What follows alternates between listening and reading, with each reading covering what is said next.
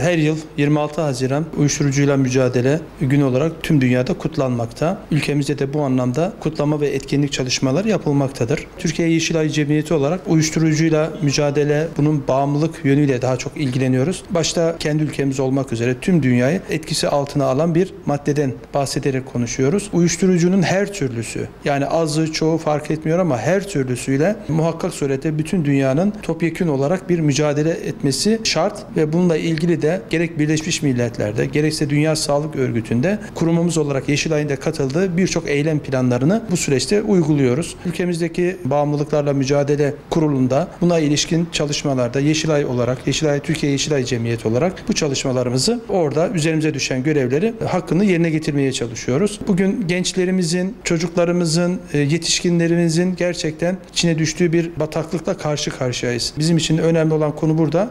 Uyuşturucuyu kullanandan ziyade o maddenin bizatihi kendisine karşıyız. Bunun endüstrisine karşıyız ve dolayısıyla uyuşturucu bağımlılığından dolayı rahatsız olan ve bu konuda yardım isteyen, destek isteyen vatandaşlarımıza da Yeşilay ailesi olarak 81 vilayette, Kuzey Kıbrıs Türk Cumhuriyeti de dahil olmak üzere bu bölgelerde hizmet veriyoruz. Her vatandaşımız çok rahat bir şekilde Yeşilay danışmanlık merkezlerimize Alo 115 nolu telefonumuzu arayarak doğrudan buradaki arkadaşlarımızla irtibata geçip danışmanlık hizmetleri alabilirler. İnşallah toplumumuzda sıfır uyuşturucu kullanımı sloganıyla en az ne kadar bu işi aşağı çekebiliriz? Bunun çalışmasını Yeşilay olarak sahada bu çalışmaları yürütüyoruz. Bundan sonra da devam edeceğiz tabii ki. Uyuşturucu dediğimiz konu bir başına tek bir maddeden oluşmuyor. Çok farklı maddeleri de içerisine alabiliyor. Bu anlamda çeşitliliği olan bir maddeden bahsediyoruz. Uzmanlarımızın temel olarak yaklaşımları şudur ki uyuşturucu bağımlılığının birinci basamağı tütün ve tütün ürünleridir. Bu ne demek? Yani her şey tütünle başlıyor,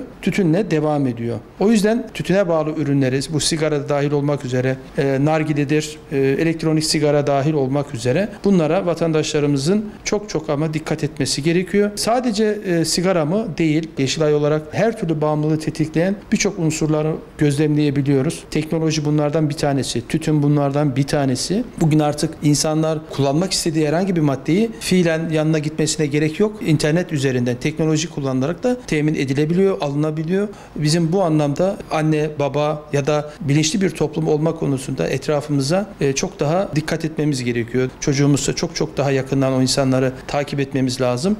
Uyuşturucuya ulaşım oranları da her geçen gün artıyor. Uyuşturucunun ya da hangi madde ise ulaşılabilirliğini ne kadar azaltabilirsek toplum olarak, millet olarak, devlet olarak inanıyorum ki bu mücadelede önemli bir katkı olarak karşımıza çıkacaktır. Elektronik sigaralar da tıpkı normal sigara gibi insan sağlığını tehdit eden bir içecek, bir madde. Yakılarak, ısıtılarak daha doğrusu elde edilen bir dumandan bahsediyoruz. Dolayısıyla oluşturacağı zararın kimyevi maddeler olduğu için bunlar oluşturacağı zararların tütüne göre çok daha hızlı ve etkin bir etken madde olduğu konusunda artık bütün uzmanlar ve sağlık kurumları hemfikir haldeler. Dolayısıyla elektronik sigaranın sigaraya bırakmak için ara bir formül olarak kamuoyunda kullanılması ya da böyle bir algının oluşturulması tamamen yine sigara endüstrisinin bir algı çalışması olarak görüyoruz. Bu anlamda da elektronik sigaranın da tıpkı diğer normal sigara gibi hatta daha fazlasıyla insan sağlığını etkisi altına aldığını çok rahat bir şekilde söyleyebiliriz. Zira şöyle bir durumdan da bahsedebiliriz.